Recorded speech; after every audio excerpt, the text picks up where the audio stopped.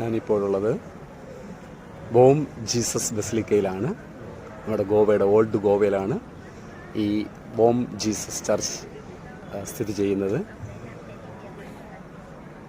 ഇന്ത്യയിലെ ആദ്യകാല ബസിലിക്കയിൽ ഒന്നാണ്. 1594 നിർമ്മാണം ആരംഭിച്ച് 1605 അഭിവന്ധ്യ ബിഷപ്പ് അലക്സിയോ ദെ മെനീസസ് ദൈവസേവനാർത്ഥം ഈ ദേവാലയം സമർപ്പിക്കുകയുണ്ടായി. മലാക്കയിലെ വിശുദ്ധ പൗലോസിൻ്റെ ദേവാലയത്തിലാണ് ഫ്രാൻസിസ് സേവ്യറിൻ്റെ മൃതശരീരം സൂക്ഷിച്ചിരുന്നത്.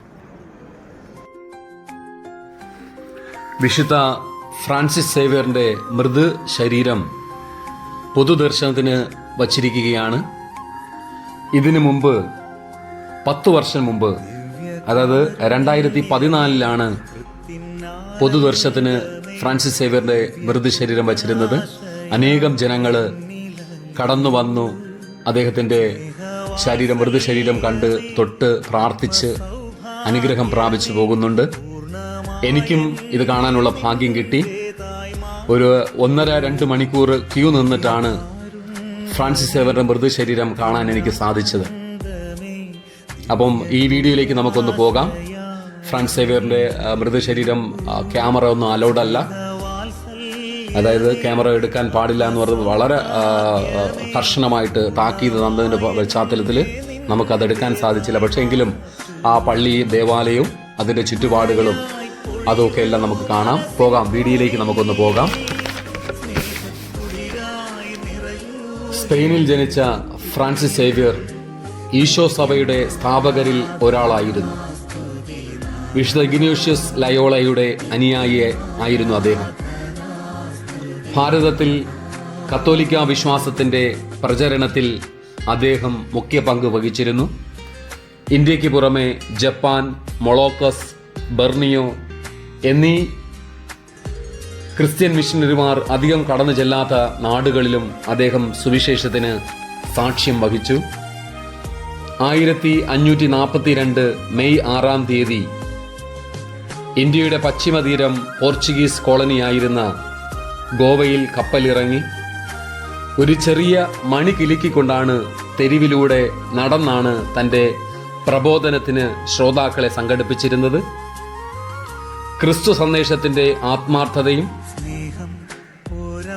പ്രസാദഭാവവും തികഞ്ഞ അവതരണം വഴി അനേകരെ വിശുദ്ധ ഫ്രാൻസിസ് സേവ്യറിന് വിശ്വാസത്തിലേക്ക് പരിവർത്തനം ചെയ്യാൻ സാധിച്ചു. അദ്ദേഹം രോഗികളെ സുഖപ്പെടുത്തിയിട്ടുണ്ട്. പക്ഷേ അത്ഭുതങ്ങൾ പ്രവർത്തിക്കാൻ ശക്തിയുണ്ടെന്ന് അദ്ദേഹം ഒരിക്കലും അവകാശപ്പെട്ടിട്ടില്ല.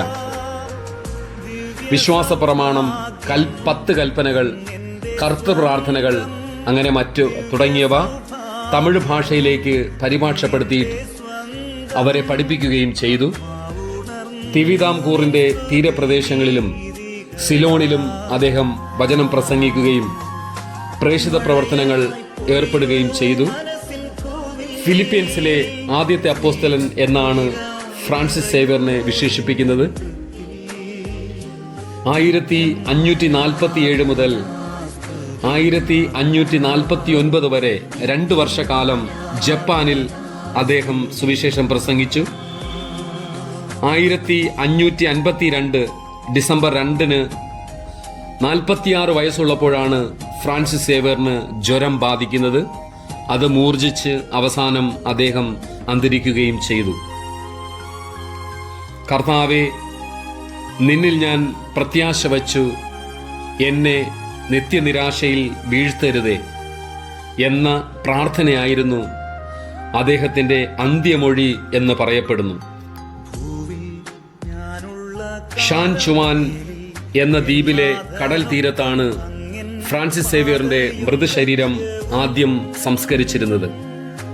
പിന്നീട് 1553 മാർച്ച് മാസം അദ്ദേഹത്തിന്റെ മൃതശരീരം അവിടെ നിന്ന് മാറ്റി പോർച്ചുഗീസ് അധീനതയിൽ ആയിരുന്ന മലാക്കയിലെ വിശുദ്ധ പൗലോസിന്റെ ദേവാലയത്തിലേക്ക് മാറ്റുകയുണ്ടായി.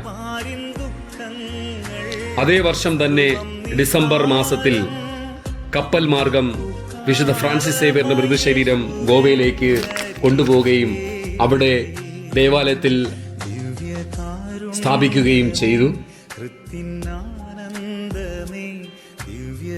വലതുകൈയുടെ അസ്ഥികളിൽ ഒന്ന് 1614 റോമിലേക്കും കൈയുടെ മറ്റൊരു അസ്ഥി പഴയ പോർച്ചുഗീസ് അധീന പ്രദേശമായ മക്കാവുവിലേക്കും കൊണ്ടുപോയി. 1919 ഒക്ടോബർ 25 പൗലോസ് അഞ്ചാമൻ മാർപ്പാപ്പ വാഴ്ത്തപ്പെട്ടവനായി ഫ്രാൻസിസ് സേവ്യറിനെ പ്രഖ്യാപിച്ചു. 1622 ഗ്രിഗറിയോസ് 15 മാർപ്പാപ്പ അദ്ദേഹത്തെ വിശുദ്ധനായി പ്രഖ്യാപിക്കുകയും ചെയ്തു.